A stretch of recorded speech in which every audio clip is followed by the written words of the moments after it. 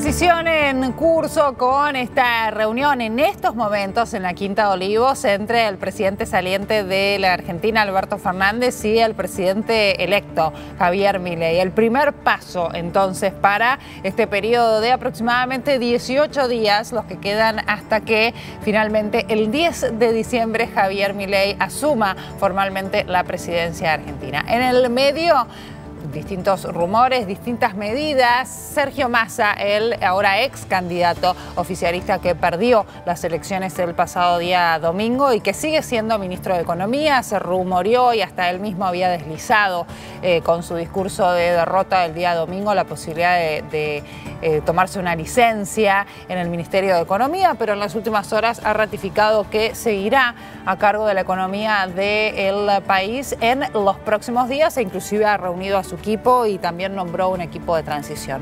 Pero ¿cómo ven también en el mundo esta situación en la Argentina? ¿Qué se puede esperar con las políticas también de Javier Milei? Políticas totalmente excéntricas, si se quiere. ¿Qué va a pasar con el dólar? ¿Qué va a pasar en la apertura también de mercados? Y todos los ojos puestos también en la cotización de los dólares financieros y del dólar financiero, del dólar paralelo, perdón, con la propuesta de Javier Milei de dolarizar y de cerrar el Banco Central, entre otras propuestas. Estamos en comunicación con Marco Flores, ex ministro de Economía y Finanzas de Ecuador, en vivo desde Quito. Buenos días, Agostina Scioli lo saluda desde la Argentina. Buenos días, un gusto saludarlo. Un abrazo para todos ustedes, sobre todo para el pueblo argentino. Muchas gracias. Deseándoles la mejor de la suerte y que la decisión que han tomado el día domingo sea de beneficio para todos y ojalá, particularmente para el 40% de pobres que tienen en Argentina. ¿Cómo ha visto el proceso electoral en la Argentina? Bueno, con estos dos candidatos, ¿no? Uno representando el oficialismo con números realmente, con una economía en rojo, y el excéntrico libertario Javier Milei, quien finalmente se ha convertido en el presidente electo. Bueno, sí, como tú lo dices, ¿no? Milei ha sido un candidato extravagante, fuera de lo común. Yo creo que una vez en la presidencia se asentará, se tranquilizará, dejará de decir los insultos que no le hacen nada bien ni a él ni al pueblo argentino, de los que no se libró ni siquiera el Papa, y que irán las cosas volviendo al lugar en el que deben estar y del que nunca debían haber salido. Pero sin duda alguna ustedes tienen grandes retos que asumir. Milei mismo había ofrecido en la campaña eliminar el Banco Central y dolarizar la economía. Había prometido bajar 15 puntos porcentuales el gasto público y básicamente realizar una venta de todas las empresas del Estado posibles de vender. Él mismo ha dicho, todo lo que se pueda vender se va a vender. Sí. Las tres cosas son bastante complicadas, ¿no? Nosotros, al menos en Ecuador, tenemos experiencia con el tema de la dolarización, que aquí en el Ecuador se la suele presentar como algo romántico muchas veces, pero en realidad la dolarización fue la consecuencia de una tragedia para el Ecuador. Fue un salto que dio el Ecuador prácticamente porque no tenía ninguna alternativa. El presidente de la República en esa época, 8 días antes, apareció en una cadena de televisión, sí, en un mensaje a la nación diciendo que jamás dolarizaría porque era un salto al vacío. 8 días más tarde lo hizo. Los ecuatorianos sabemos por qué lo hizo. Pero también los argentinos deben saber que cuando se entra la dolarización no se sale. Y si se sale con una tragedia alrededor. Claro. ¿Cuál era el contexto, digamos, ecuatoriano cuando se dispuso la dolarización y en qué difiere, si se quiere, de la situación actual de la Argentina con esta escasez y las reservas, en la escasez de reservas, ¿no?, que se viene registrando en el país hace ya varios meses y que no pudo remontar el ministro de Economía? ¿En qué difieren y qué similitudes hay respecto de los contextos? Sí, bueno, primero de lo que nosotros podemos ver desde donde estamos, ustedes han tenido un problema de crecimiento económico, un crecimiento económico no sostenible, que no es estable, tienen una deuda pública colosal, monumental, que absorbe gran parte del presupuesto. El crédito del Fondo Monetario Internacional, lejos de ayudarles, les complicó la vida. Y más allá del acuerdo que lograron con el fondo hace algo más de un año, todavía cuando estaba Guzmán, para poder pagar esa deuda de los 46.000 millones. Bueno, la deuda pública de Argentina sigue siendo un peso horroroso. Algo parecido le ocurre a Ecuador. Claro.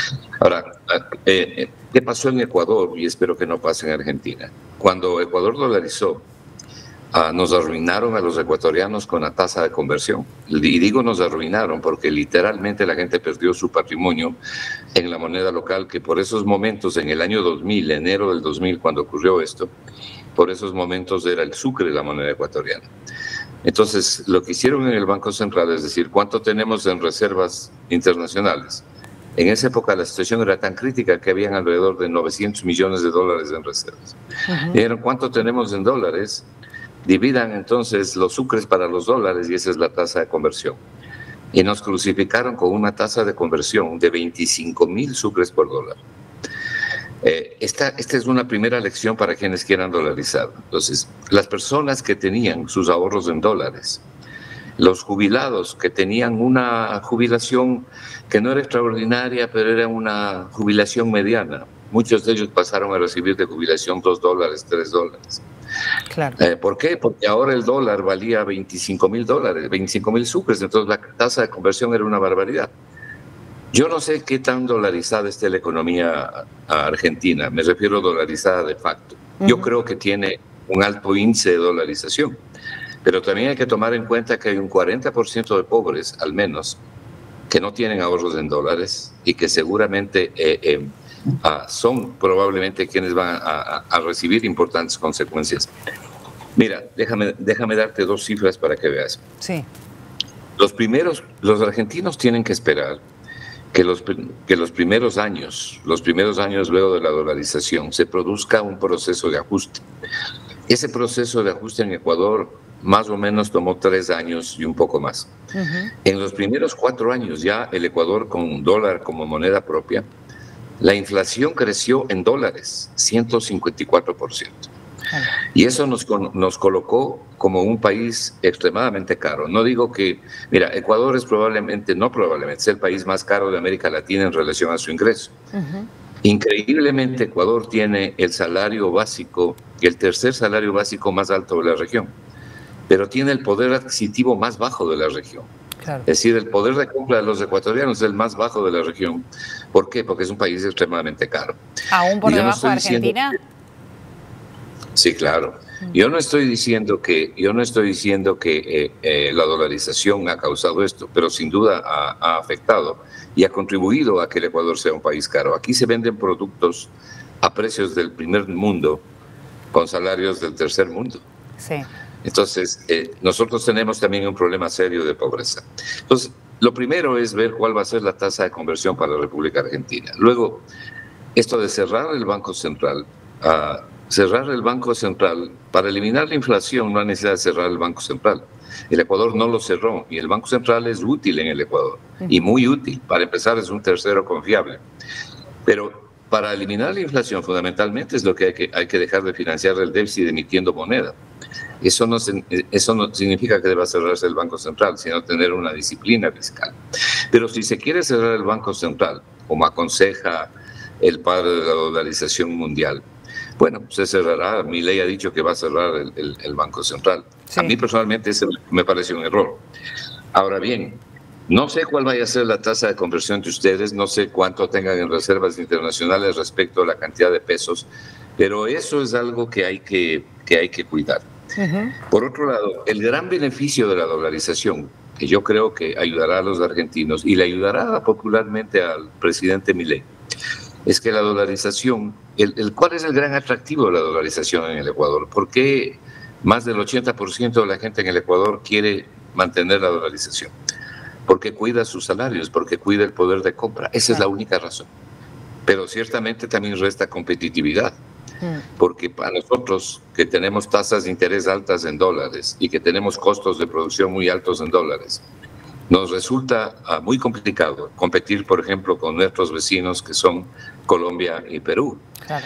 Ustedes tienen una economía muchísimo más desarrollada, tienen una clase media culta, formada, un sector industrial fuerte, pero el momento que dolaricen les va a restar competitividad. Yo estoy consciente, por mi información, que uno debe competir con calidad y con precio.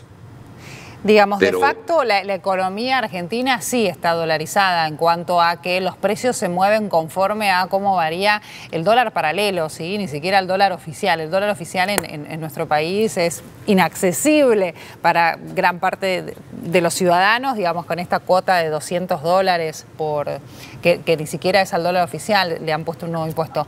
Pero digo, la economía se mueve conforme a la cotización del dólar blue. Los colegios privados aumentan conforme a la cotización del dólar blue, los comercios, el supermercado, absolutamente todo. En ese sentido, los insumos para la construcción, por ejemplo, las propiedades están planteadas en dólares, aun cuando en realidad, por ejemplo, en el caso de los alquileres está prohibido y sigue estando, la referencia, digamos, se hace la conversión, ¿no? En función a la cotización del dólar blue. Así que en ese sentido, y es el gran problema también, porque el argumento es, pero los sueldos no están en dólares, están en pesos. Habrá que ver. Sí. Lo que tú acabas de decir es el punto crucial, ¿no? O uno de los puntos cruciales, tal como ocurrió en Ecuador, ¿no? Aquí, como te decía hace un momento, aquí habían jubilados que cuando iban a retirar la pensión les daban $4. Claro. O les daban $5. Sí. De ese proceso de ajuste fue terrible en Ecuador. Claro. Ahora, ustedes con un 40% de pobreza tienen algo también que considerar. Yo creo que los argentinos, todo el que puede, ahorra en dólares. Pero ¿qué pasa con esa masa enorme de pobres? ¿Cuál va a ser la tasa de conversión? Claro. Entonces, el Estado tiene que intervenir, pero tienen un presidente que dice que el Estado no debe intervenir y que va a vender todo lo que puede. La experiencia muestra, por lo menos en Latinoamérica, estas ventas de las empresas públicas, el problema de las empresas públicas no es per se su existencia, sino su falta de eficiencia. Es difícil gobernar desde los extremos y es muy dañino. Tan mala es la ultraderecha como la ultraizquierda, porque la ultraderecha y la ultraizquierda son abusivos y perjudican a la gente. Y cuando se hacen grandes negociaciones para desprenderse de los principales activos del Estado, sí, el que siempre pierde es el Estado y siempre pierde la gente. Entonces hay que tomar mucho cuidado con lo que se vende. Por ejemplo, aquí en el Ecuador, si nosotros hubiéramos vendido, aquí se ha querido vender campos petroleros en producción.